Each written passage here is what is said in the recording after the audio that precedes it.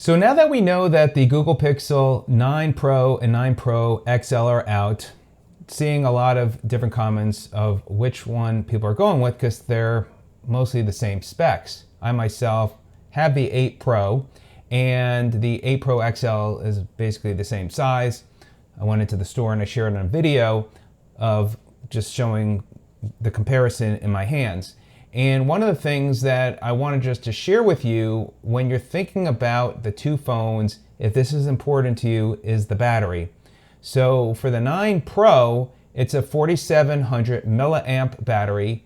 For the 9 Pro XL, it's a 5060 milliamp battery.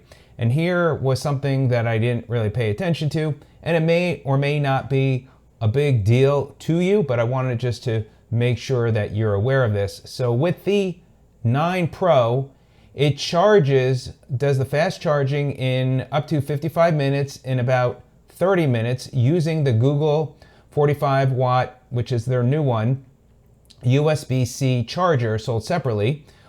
With the Google Pixel 9 Pro XL, it's going to charge up to 70% in 30 minutes using that 45 watt USB-C charger.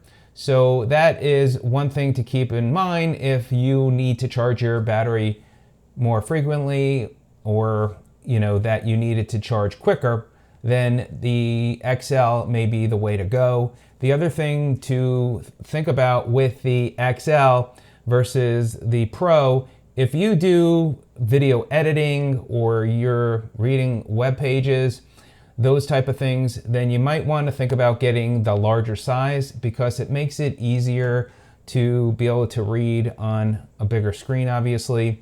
But I'm gonna be going with the XL and probably get my order in today, and look forward to taking a look at some of the new features that I'll get to enjoy, and probably gonna go with the 256. I did have the 128 previously with the 7, and then when I went to the 8 Pro, I went to the 256, and I don't have an issue with running out of memory, and I do take a lot of photos and videos. So there you go. Really, again, just wanted to share about the battery if that is important to you and something to think about.